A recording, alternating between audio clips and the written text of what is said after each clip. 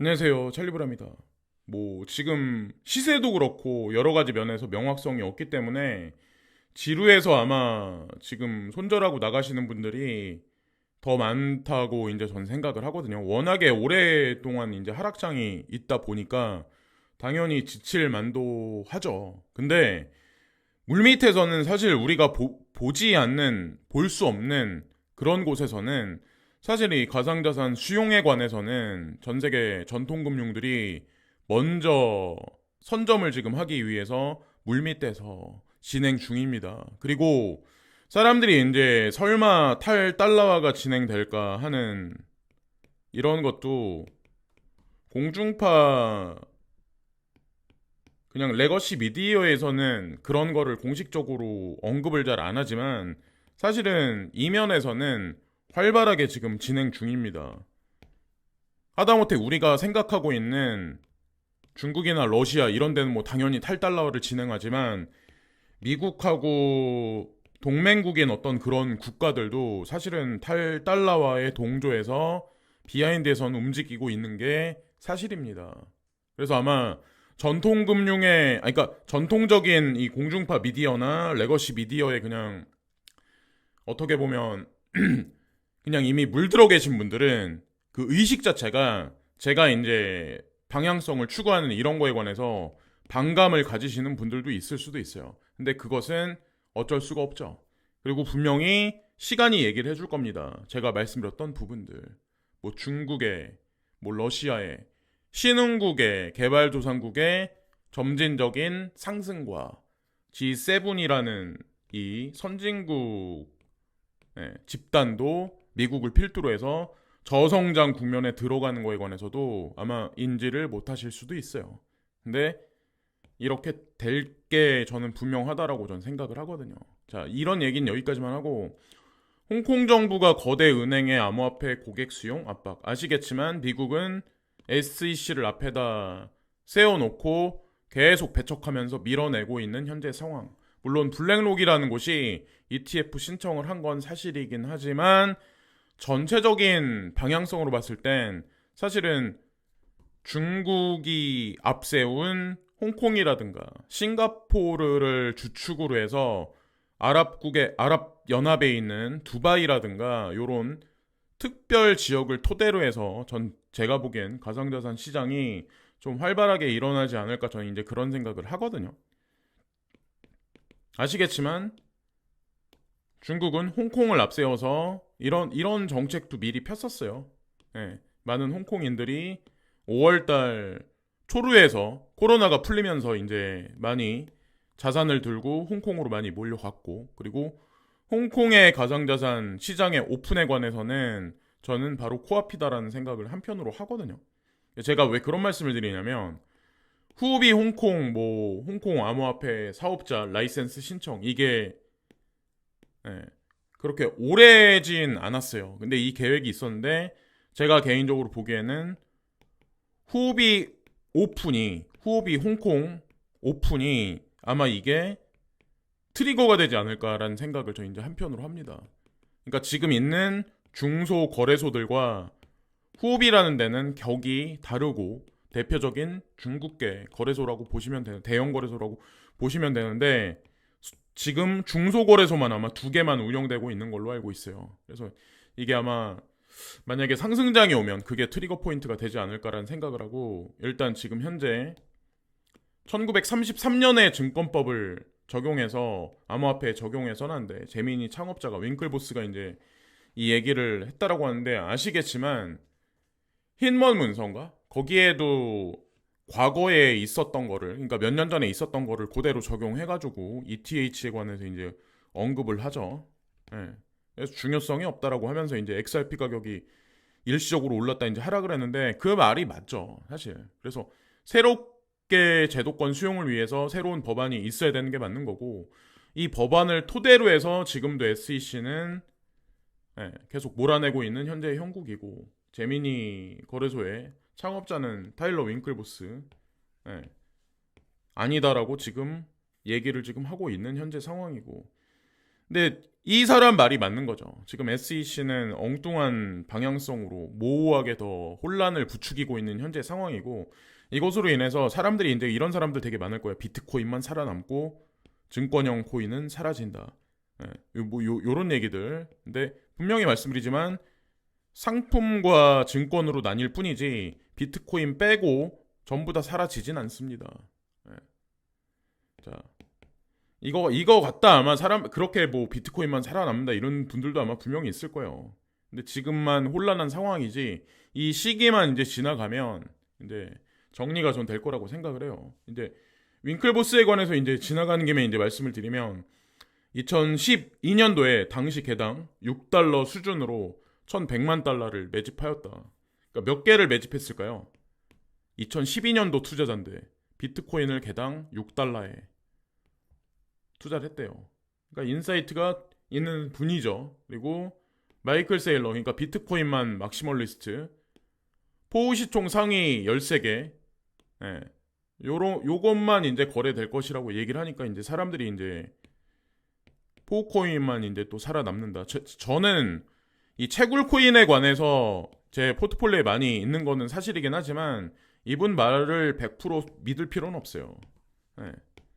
대중 혼란을 부추길 뿐이고 사실은 김밥 천국에 김밥만 파나요. 라면도 있고 국수도 있고 뭐 볶음밥도 있고. 근데 이래서 전체적으로 그 김밥 천국에 어떤 다채로움이 분식점으로서 그게 있는 거지. 주식시장에도 마찬가지죠.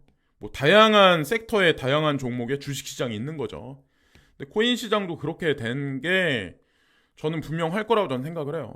여기 보면 EDXM, 비트코인, 이더리움, 라이트코인, 비트코인 캐시. 여기도 포우만 있네요. 채굴코인만 있고. 자, 근데 여기 보면은 포우코인도 있고 포스코인도 있습니다. 거기다가 증권성 12에 있는 코인들도 이런 기관들이 여기다가 인덱스를 추종해서 홍콩 SFC에 신청을 했었습니다. 과연 누가 전문가일까요? SEC는 1933년도 법안으로 모든 것을 다 기준을 잡으려고 하는데 여기에 기준을 잡아야 될까요? 아니면 지금 현재 실제적으로 투자하고 있는 갤럭시 디지털, 21 쉐어스, 비트와이스, 나스닥, 하다못해 위즈덤 트리 여기를 기준으로 잡아야 될까요? 여기에 이제 증권성 12에 있는 코인도 있어요. 뭐 바이낸스 코인이라든가 이런 거. 그리고 얼마 전에 이제 뭐 증권이다라고 얘기하면서 솔라나라든가 카르다노 대표적으로 폴리곤 여기 다 겹쳐서 있죠. 과연 진실이 무엇일지. 그냥 전통 미디어를 100% 수용하고 믿으시는 분들은 제 유튜브 채널을 보실 필요가 없어요. 저는 항상 반대로 얘기를 해왔으니까. 2018년서부터 지금까지 뭐 대표적인 게 이제 미중에 관해서 제가 이제 계속 강조해서 얘기를 했었죠. 이것도 아직 판가름이 안 났지만 판가름이 시간의 흐름에 따라서 분명히 납니다. 자, 그리고 DBS 뱅크도 마찬가지로 아직까지 뭐 증권성 12에서 해제가 안 됐는데 지금 현재 여기 버젓이 그냥 포트폴리오에 들어가 있죠. 비트코인 캐시, 폴카닷, 뭐 에이다도 마찬가지, XRP도 마찬가지. 기준을 어디다 잡아야 될지. 자, 그래서 제가 후비 거래소가 홍콩 진출, 암호화폐 라이센스 취득 준비 이렇게 해서 실제로 홍콩에다가 이제 신청을 하죠. 중국 거래소인데 홍콩에다가 라이센스를 신청을 한다. 그럼 당연히 허락을 해주죠. 당연히. 일국양제 하에 있는 홍콩이라는 지역인데 중국 산하에 후오비가 만약에 오픈한다고 하면 이게 아마 가장 큰 파급력이 클 거라고 저는 생각을 해요. 시진핑 팔레스타인 손 들어주며 힘 빠진 중동에 한 발 더 여기. 미국은 아시겠지만 경찰 국가를 포기를 합니다. 이미 포기를 했어요. 그 분기점이 올해가 될 텐데 우크라이나 분쟁에 관해서 협상이나 종시간에 관해서 중국이 나서서 만약에 공개적으로 미디어에 나오면 그거를 시점으로 해서 공식적인 경찰국가 포기라고 보시면 돼요. 전 세계 화약 무역고의 중심에 있는 게 이 중동 지역이죠. 여기서 미국이 발을 빼고 중국이 들어갔다. 자, 이 지금 현재 벌어진 일을 저는 이제 그대로 그냥 말씀드리는 거고, 이스라엘과의 뭐 팔레스타인과의 화해 무드에도 중간에 선 거는 미국이 선 게 아니라 중국이 섭니다. 그러면서 아랍 연맹이 아마 다시 재결생 된 걸로 알고 있어요. 그리고 테라루나 증권성 검토, 이 날짜가 아마 중요할 거예요. 7월 14일 날 XRP에 관한 증권성 시비 검증이 같이 연계돼 있다라고 이제 전 생각을 하거든요. 그래서 이것도 같이 보시면 되고, 공중파 미디어는 우리는 그러잖아요. 자, 보면은 미국, 중국, 러시아 다 서로 이제 으르렁거린다고 이제 이렇게 생각을 하지만, 여기 보시면 미국이 러시아산 농축 우라늄 수입을 이중 플레이 논란. 되게 웃기죠. 그러니까 러시아는 왜 이거를 미국에다가 단순하게 돈을 벌기 위해서 이걸 팔까요? 미국은 또 왜 러시아로부터 이거를 들여올 수 있을까요? 미디어는 그러니까 색깔론을 대입을 하고 이것을 구분을 합니다. 그래서 대중들을 나눠요. 1그룹, 2그룹, 3그룹. 여기서 혼란을 조장합니다. 사람들의 의식 수준을 낮게 만들어요. 여기서 파괴를 만들고 일관성을 못 갖게 만들죠. 네. 그래서 진짜 실제를 못 보게 미디어가 조장을 해요. 사실은 앞에다 내세운 거는 미국과 러시아는 반대되는 어떤 그런 거지만, 비하인드에서 장기 말 안에 장기판을 두는 엘리트들한테는 사실은 전략으로 쓰이는 말 중에 개별적인 하나와 하나일 수도 있다는 거죠.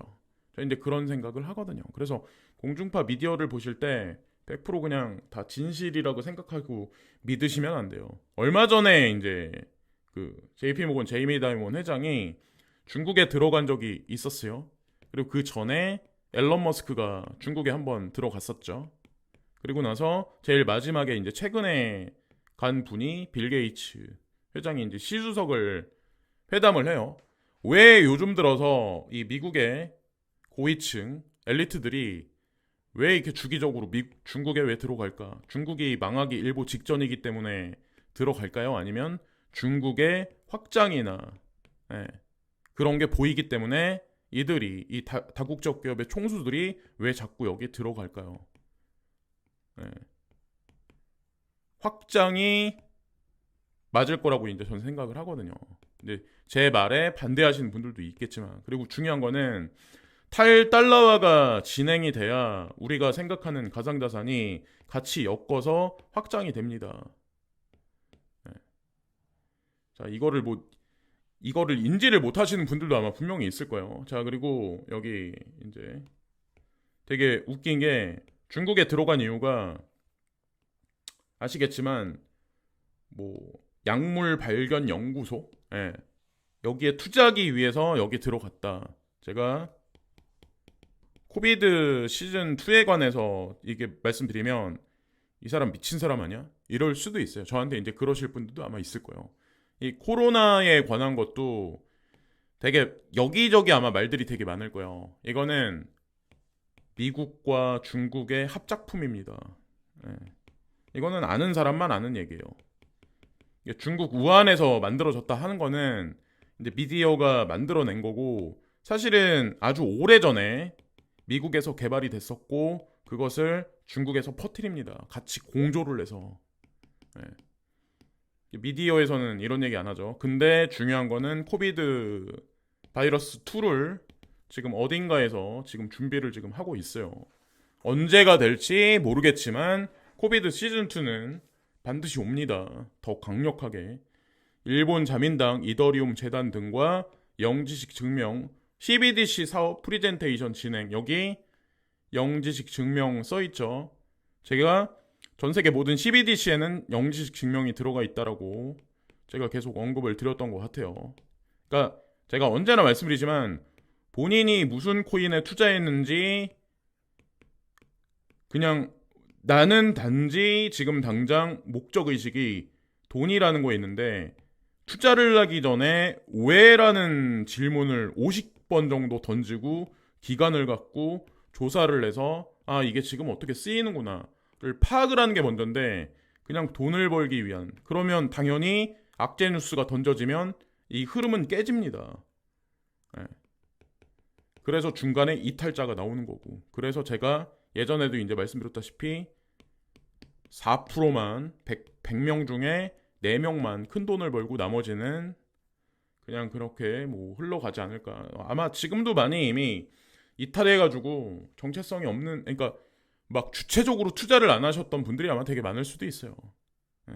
그리고 모건클릭 자산운용사 오랜만에 이제 제가 찾아봤는데 여기 보면 모건클릭 자산운용사 포트폴리오거든요. 이게 정확히 6월 16일 날 거거든요. 비트코인, 이더리움, 카르다노 여기 증권성 12에 있는데 아직 뭐 여기 그대로 있죠. 폴카닷, 라이트코인. 라이트코인은 한국에서 이제 익명성 들어갔다고 하면서 이제 상패 아발란체, 유니스왑, 코스모스, 비트코인 캐시, 파일코인. 여기서 에이다랑 파일코인은 지금 증권성 12에 묶여 있는 거네요. 근데 보유를 하고 있네요. 모건클릭 자산운용사는 과연 어디다 기준을 맞춰야 될지 참 투자가 참 힘들어요. 그죠? 자 여기까지 말씀드리면서 오늘 방송을 마치겠습니다. 그래서 뭐 뚜렷한 뭐 굵직굵직한 뉴스가 안 나오고 있는 건 사실이긴 한데 사실 이면에서는 사실 조용히 가상자산 시장의 수용에 관해서 조용히 준비 중이고 스위프트 2.0망을 조용히 지금 퍼뜨리고 있는 지금 현재 실정입니다. 네. 이거를 기반으로 생각하시면서 업비트에 오르락 내리락 단계적으로 하는 거에 너무 막 이렇게 혼란스러워 하실 필요는 분명히 없다라고 생각을 합니다. 오늘도 시청해주신 많은 분들께 깊이 감사를 드리고 오늘 하루도 좋은 하루 되세요. 감사합니다.